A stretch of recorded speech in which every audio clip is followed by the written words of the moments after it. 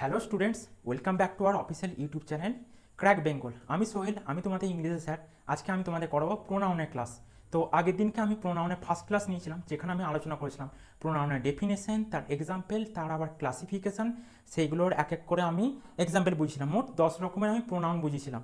এবং এছাড়াও আমি যে তোমাদের পার্সোনাল প্রোনাউন, তার আমি 3টে ভাগ, অর্থাৎ first person, second person, third person, এর আমি তোমাদের ডেফিনেশন এবং এক্সাম্পল বুঝিয়েছিলাম। আজকে আমি করাবো তার পরবর্তী অংশ থেকে, অর্থাৎ আমি আজকে তোমাদের কিছু রুলস করাবো। তো আজকে আমি যে রুলসগুলো নিয়ে আলোচনা করব, তার আগে আমি একটা ছোট্ট করে কিছু নিয়ে আলোচনা করতে চাই। দেখো, তোমাদের সামনে একটা নতুন স্লাইড চলে এসেছে। এখানে আমরা আজকে কি আলোচনা করব না, the case of personal pronouns. তো এখানে দেখো, কেস অফ পার্সোনাল প্রোনাউন্সে এখানে যে প্রোনাউনগুলো পার্সোনাল প্রোনাউন আমি আগের দিন আলোচনা করেছিলাম, এটি 3টি ভাগে বিভক্ত: ফার্স্ট পার্সন, সেকেন্ড পার্সন এবং থার্ড পার্সন। এখানে ফার্স্ট পার্সন দেখো সিঙ্গুলার প্লুরাল করে করেছি, আবার অন্যদিকে যেমন সাবজেক্ট, অবজেক্ট, পসেসিভ অ্যাডজেক্টিভ এবং পসেসিভ প্রোনাউন দিয়ে করেছি। তো এবার আমরা ছকের দিকে একটু আলোচনা করি।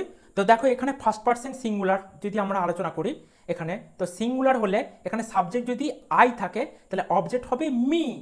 পসেসিভ অ্যাডজেক্টিভের ক্ষেত্রে সেক্ষেত্রে হয়ে যাবে মাই। পসেসিভ প্রোনাউনে হয়ে যাবে মাইন, অর্থাৎ আই, মি, মাই, মাইন। এরপর এটা হলো সিঙ্গুলারের ক্ষেত্রে। এবার প্লুরালের ক্ষেত্রে আমরা দেখি কি হচ্ছে। প্লুরালের ক্ষেত্রে আসছে তোমার সাবজেক্ট যদি আমাদের হয় উই, তাহলে অবজেক্ট হচ্ছে আস। পসেসিভ অ্যাডজেক্টিভে আমরা বসাবো আওয়ার, পসেসিভ প্রোনাউন্সে বসাবো আওয়ার্স, অর্থাৎ উই, আস, আওয়ার, আওয়ার্স। এরপর আমরা আসবো সেকেন্ড পার্সনের দিকে। তো দেখো, সেকেন্ড পার্সন সিঙ্গুলার আর প্লুরাল একসাথে আছে। তো এখানে দেখো, সাবজেক্টটা যদি সিঙ্গুলার আর প্লুরালের ক্ষেত্রে সাবজেক্ট যদি তোমাদের ধরো ইউ দেওয়া থাকে, তাহলে অবজেক্টের ক্ষেত্রে আমরা বসাবো ইউ। পসেসিভ অ্যাডজেক্টিভের ক্ষেত্রে হবে ইয়োর, পসেসিভ প্রোনাউন্সের ক্ষেত্রে হবে ইয়োর্স। অর্থাৎ এক্ষেত্রে দাঁড়াচ্ছে তোমার সিকোয়েন্সটা ইউ, ইউ, ইয়োর, ইয়োর্স। এরপর আমরা চলে আসি থার্ড পার্সনের দিকে। এখানে আবার দেখো সিঙ্গুলার প্লুরাল আলাদাভাবে করা আছে। এখানে দেখো সিঙ্গুলারের ক্ষেত্রে যেমন আমরা আলোচনা করছি, তো এখানে দেখো হি, সি, ইট। আবার দেখো এটা সাবজেক্টের ক্ষেত্রে। এবার অবজেক্টের ক্ষেত্রে আমরা আসছি, দেখো এখানে হিম, হার, ইট। এখানে হিম আর হারটা চলে আসছে, কিন্তু ইটটা একই থেকে যাচ্ছে। এবার আসছে আমরা পসেসিভ অ্যাডজেক্টিভের ক্ষেত্রে। তো পসেসিভ অ্যাডজেক্টিভের ক্ষেত্রে দেখো আমরা আসছে হিজ, হার, ইটস। ওখানে ইট ছিল, এখানে ইটস হয়ে গেল। আর এখানে দেখো পসেসিভ প্রোনাউনের ক্ষেত্রে হিজ, হার, এটাও একই হচ্ছে, অর্থাৎ ইটসই থেকে যাচ্ছে। এবার আমরা চলে আসছি থার্ড পার্সন প্লুরালের ক্ষেত্রে। থার্ড পার্সন প্লুরালে দেখো এখানে আমরা কি না, এখানে যদি সেই সাবজেক্ট দে থাকে, তাহলে অবজেক্টিভের ক্ষেত্রে দেম হবে। পসেসিভ অ্যাডজেক্টিভের ক্ষেত্রে যদি দেয়ার থাকে, তাহলে পসেসিভ প্রোনাউনের ক্ষেত্রে হবে দেয়ার্স, অর্থাৎ দে, দেম, দেয়ার, দেয়ার্স। আশা করি আমার এই পার্সোনাল প্রোনাউনের যে কেসগুলি তোমরা বুঝতে পেরেছো। এবার আমরা চলে আসবো নেক্সট স্লাইডের দিকে। তো দেখো, এখানে তোমাদের রুলসগুলো চলে এসছে কি না, ইউজিং অফ প্রোনাউন্স। তো প্রোনাউন্সের ক্ষেত্রে তোমাদের বলেছে number 1, if two or more pronouns are used in a sentence we must follow the following orders. যদি 2 বা তার বেশি প্রোনাউন ইউজড হয় একটা সেন্টেন্সে, তাহলে আমরা নিম্নলিখিত অর্ডার বা আদেশগুলি মেনে চলবো। তো তোমাদের কি আছে না, দেখো এখানে দিয়েছে রুল নাম্বার 1-এর আন্ডারে sub point 1, we should use the personal pronoun in the order of 2, 3, 1 for good results. অর্থাৎ তোমাদের মানে এখানে যদি তোমার গুড রেজাল্ট, এখানে আমি পার্সোনাল প্রোনাউনের ক্ষেত্রে 2, 3, 1 অর্ডারটা আমরা ইউজ করব যখন গুড রেজাল্ট বা কিছু বলা হবে।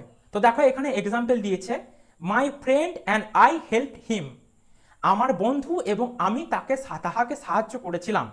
তো দেখো এখানে হেল্প করছে, সাহায্য করছে, এখানে ভালো কাজ করছে বা ভালো কিছু বোঝাচ্ছে। এখানে এই যে হেল্প হিম করছে, তো সেই ক্ষেত্রে এখানে আমরা 2, 3, 1 ইউজ করব। 2 মানে সেকেন্ড পার্সন, 3 মানে থার্ড পার্সন, আর 1 মানে ফার্স্ট পার্সন। তাহলে সেক্ষেত্রে হবে, সেক্ষেত্রে তোমরা 2, 3, 1 রুলসটা ফলো করবে। এবার আমরা চলে আসবো নাম্বার 2 এর ক্ষেত্রে, নাম্বার 2 সাব পয়েন্টের ক্ষেত্রে। নাম্বার 2 সাব পয়েন্ট কি বলেছে না, in case of singular use 2, 3, 1 rule. I mean second person, third person and first person. তো দেখো এখানে সিকোয়েন্সটা কীরকম বলেছে না, যদি ইন কেস অফ সিঙ্গুলার হয় সেক্ষেত্রে 2, 3, 1। এটা কি বলেছে না, প্রথমে সেকেন্ড পার্সন, তারপর থার্ড পার্সন, তারপরে ফার্স্ট পার্সন। তো দেখো এখানে দেওয়া আছে I, you and she are good friends. তো এখানে তোমার কি হবে, ক্রমটা হওয়া উচিত এখানে ইউ, তারপরে she and I, and I and I are good friends, বা মি যেটা হোক আর কি, গুড ফ্রেন্ডস। এখানে 2 3 1 রুলসটা বসছে। এবার আমরা চলে আসবো সাব পয়েন্ট নাম্বার 3-তে। সাব পয়েন্ট নাম্বার 3-তে বলেছে দ্য অর্ডার 1 2 3, অর্থাৎ first person, second person, third person is also possible when we admit guilt, অর্থাৎ কোনো দোষ করেছে সেক্ষেত্রে যদি দোষ স্বীকার করা বা সেসব কিছু যদি পসিবিলিটি বোঝায়, সেক্ষেত্রে আমরা অর্ডারটাকে 1 2 3 আকারে করব। দেখো এখানে 1 2 3 লিখে দিয়েছি। তো দেখো এখানে এক্সাম্পল দেখো, I, you and she have a blunder. এখানে কি ফার্স্ট পার্সন অর্থাৎ আমি, ইউ মানে সেকেন্ড পার্সন এবং সি যে থার্ড পার্সন, আমরা মিলে একটা ভুল করেছি।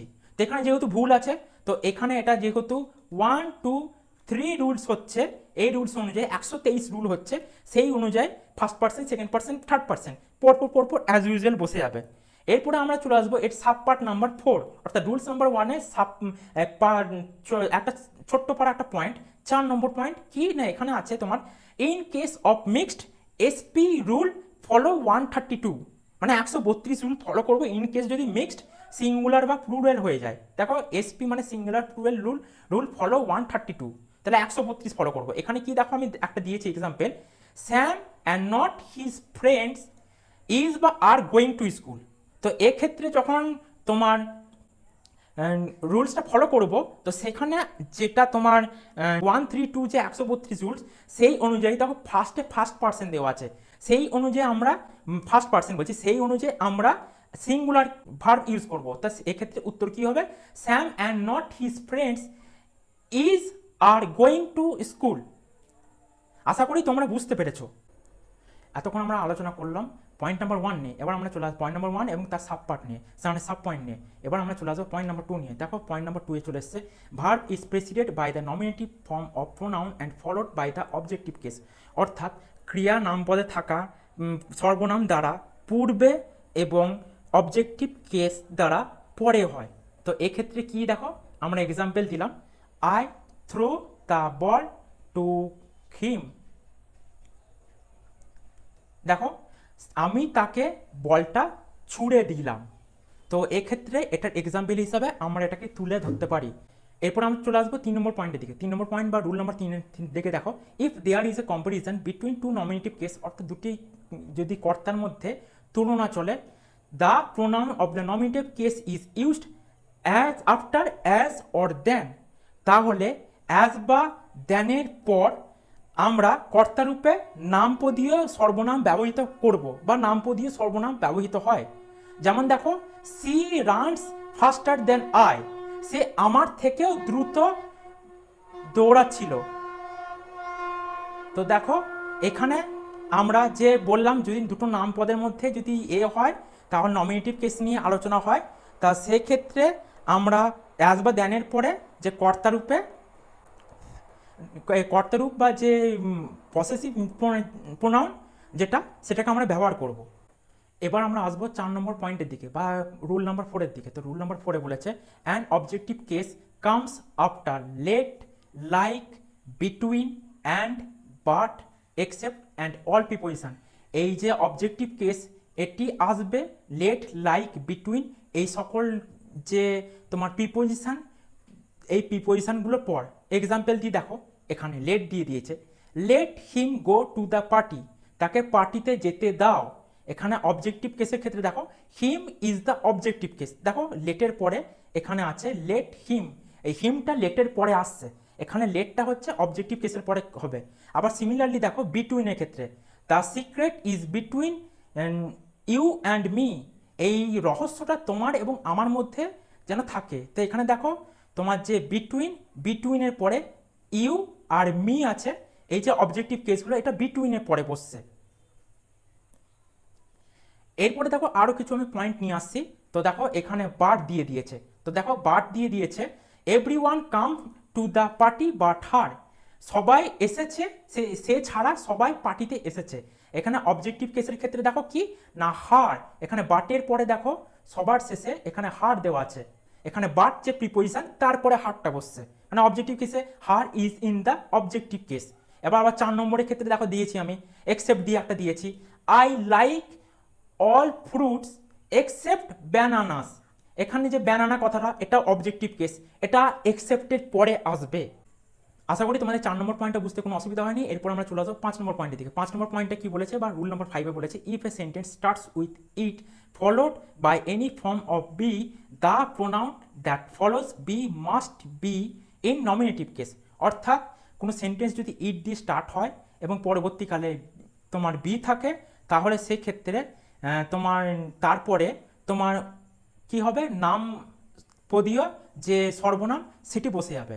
এখানে আছে দেখো উদাহরণ, it was she who solve the problem, সেই সমস্যার সমাধান করলো। তো আশা করি এবার তোমাদের পয়েন্টটা বুঝতে অসুবিধা হয়নি। এবার আমরা চলে আসবো পয়েন্ট নাম্বার 6 বা রুল নাম্বার 6 এর ক্ষেত্রে। রুল নাম্বার 6 বলেছে it is use to denote time, distance, weather, temperature or any other natural event.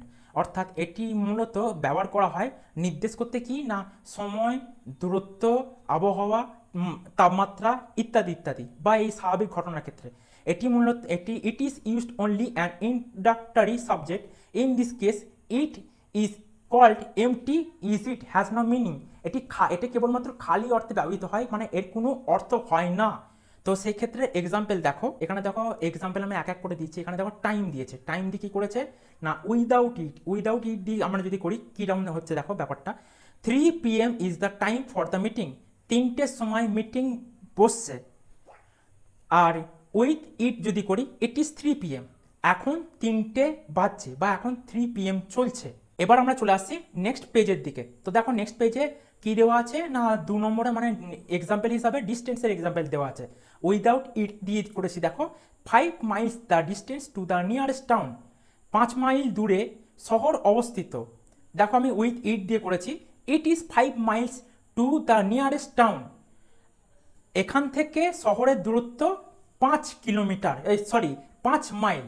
এরপরে দেখো আমি দিয়েছি ওয়েদার দিয়ে হচ্ছে উইদাউট ইট দিয়ে যদি করি হচ্ছে Sunny weather is expected today, আজকে রোদ বা ঝলমলে আবহাওয়া। উইথ ইট দিয়ে দিচ্ছি ইট ইজ সানি টুডে, এখন রৌদ্রোজ্জ্বল আবহাওয়া আছে।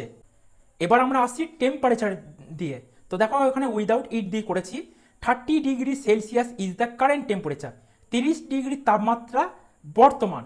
উইথ ইট দিয়ে করলে হচ্ছে ইট ইজ 30 ডিগ্রি সেলসিয়াস, এখন 30 ডিগ্রি তাপমাত্রা রয়েছে।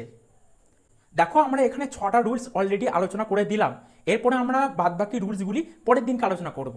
তো এবার আমরা চলে এলাম নেক্সট স্লাইডের দিকে। তো দেখো তোমাদের যদি ভিডিওটি ভালো লেগে থাকে তাহলে আমাদের ভিডিওটিকে লাইক করো, চ্যানেলটিকে সাবস্ক্রাইব করো, কমেন্ট করো এবং বন্ধুদের মধ্যে শেয়ার করো। যদি কিছু তোমাদের কোয়ারিজ থাকে তাহলে এখানে দেওয়া নম্বরটি তোমরা যোগাযোগ করতে পারো। এছাড়া তোমরা টেলিগ্রাম, ফেসবুক এবং ইনস্টাগ্রাম পেজে জুড়ে থাকতে পারো কিছু ভালো ভালো তথ্য পাওয়ার জন্য। আজকের মতন এখানে আমি ভিডিওটি শেষ করছি। তো দেখা হবে পরবর্তী ভিডিওতে, ততক্ষণের জন্য টাটা।